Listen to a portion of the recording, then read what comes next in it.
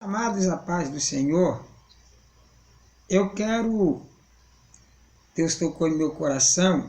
Essa semana um rapaz perguntou para mim como é o reino de Deus, né? Não era um crente me testando, era um rapaz que não tinha conhecimento bíblico, mas tinha curiosidade. Ele me perguntou, me explica como é esse reino. E isso me despertou acerca de entender mais sobre o reino de Deus, né? A gente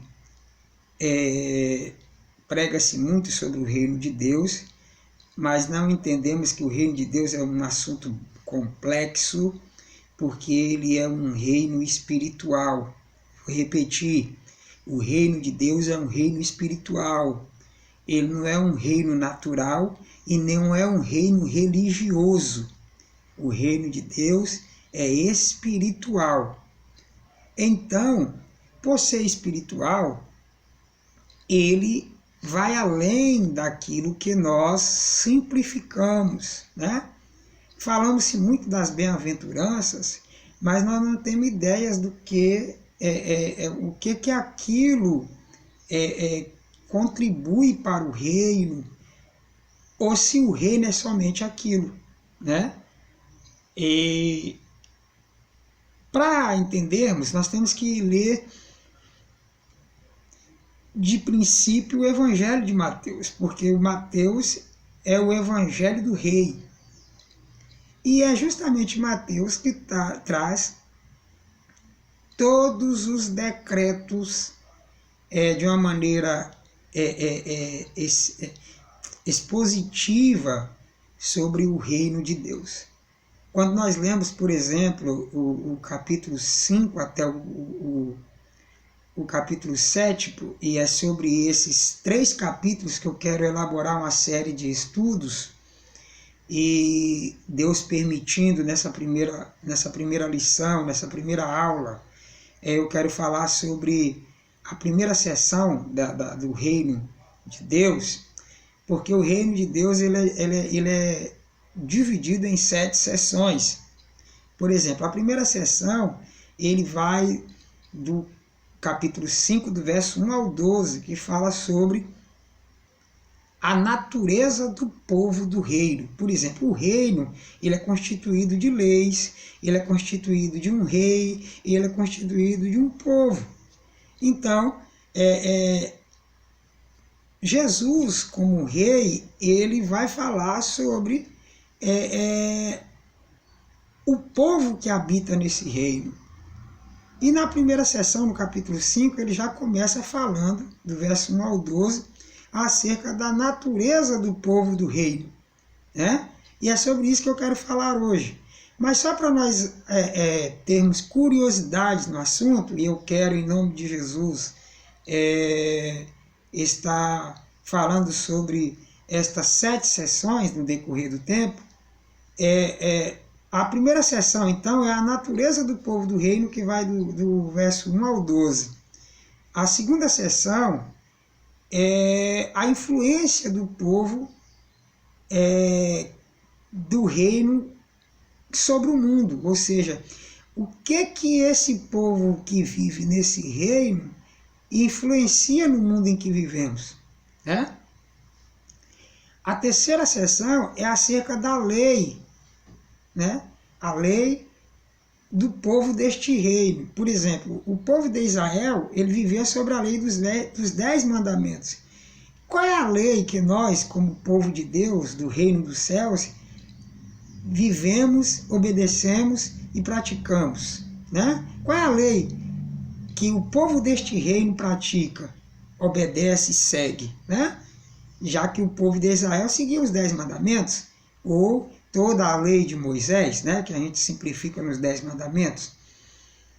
A quarta sessão fala sobre as obras do povo deste reino. Está lá no capítulo 6, do 1 ao 18. A quinta sessão, ela vai tratar acerca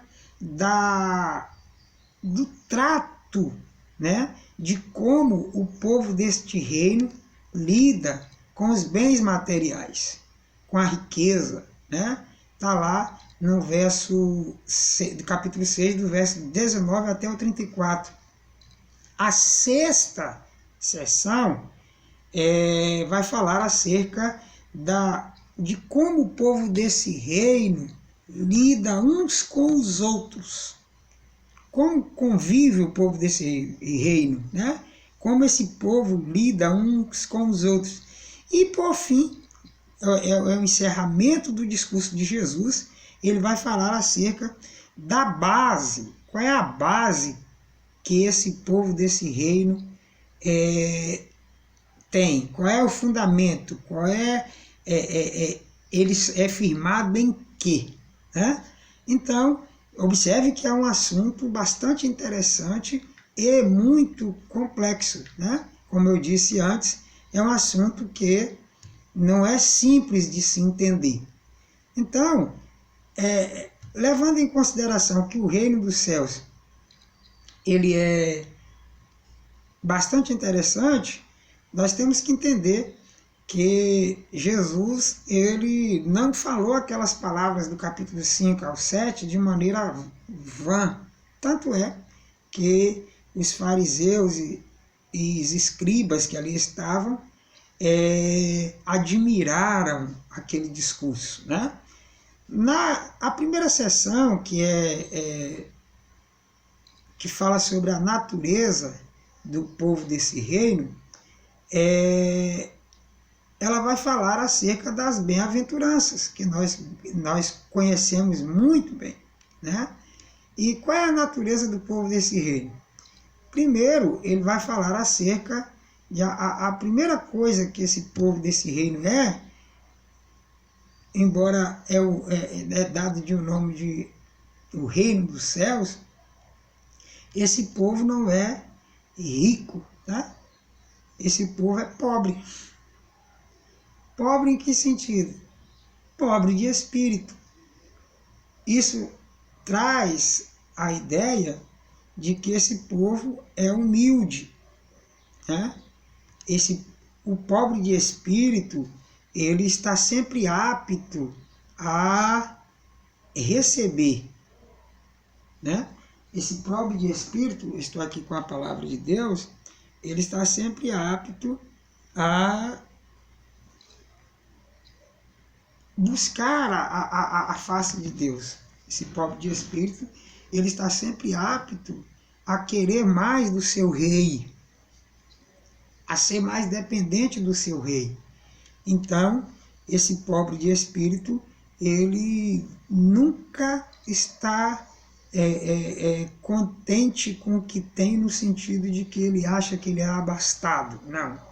Ele é dependente, exclusivo do rei, e ele é sedento pelo rei.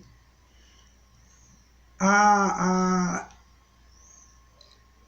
outra capacidade, né, vamos dizer assim, a outra forma de nós observarmos a natureza desse povo, o primeiro aspecto da natureza desse povo é que esse povo é pobre. Né? O segundo aspecto é de como esse povo sabe lidar com a tristeza. Né? O verso 4 diz assim: bem-aventurados que choram, porque serão consolados. Né? É um povo que sabe lidar com o sofrimento. É um povo que sabe lidar com as situações difíceis. Nós estamos vivendo nesse momento uma situação muito difícil em nossas vidas. E nós temos que aprender a lidar com o sofrimento e entender que Cristo nos consola. Cristo nos tem a solução para os nossos problemas. O verso 5 fala sobre os mansos, né? Bem-aventurados os mansos, porque herdarão a terra. Essa mansidão, ela fala acerca de quem se submete, quem é submisso, né? Quem se rende ao Senhor, quem se curva perante Ele, quem entende que é Ele que está no controle da situação. É Ele que que é o Senhor deste reino, e é Ele quem conduz a situação. Não está aqui o conceito de que esse povo dá espaço para a rebeldia. Não, o povo do reino não é rebelde, é manso. O próximo ponto é bem-aventurados que têm fome e sede de justiça. E curioso é que esse povo sofre, esse povo é pobre de espírito, esse povo é dependente de Deus, e parece que a justiça nunca vem, né? Nós estamos vendo aí uma série de coisas acontecendo e a gente fica clamando, meu Deus, até quando? Parece que a justiça nunca vem. Mas o texto segue dizendo que somos bem-aventurados porque ele diz que nós alcançaremos a misericórdia de Deus. O sétimo passo, né? O próximo passo é os limpos de coração. Limpos de coração é aqueles que entendem que Deus o restaurou, né? Aqueles que entendem que Deus limpou todo o seu ser.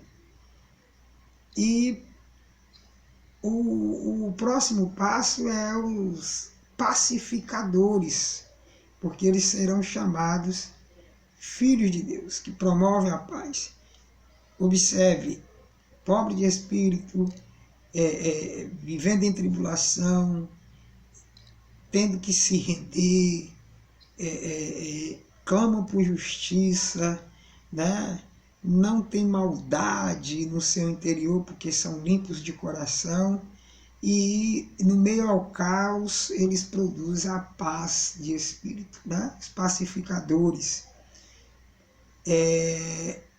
O sétimo, eles são os que sofrem perseguição, né? Perseguição por quê? Porque são desse reino, são acusados dia e noite, injuriados, né? A oitava bem-aventurança, né? Os que são injuriados e perseguidos.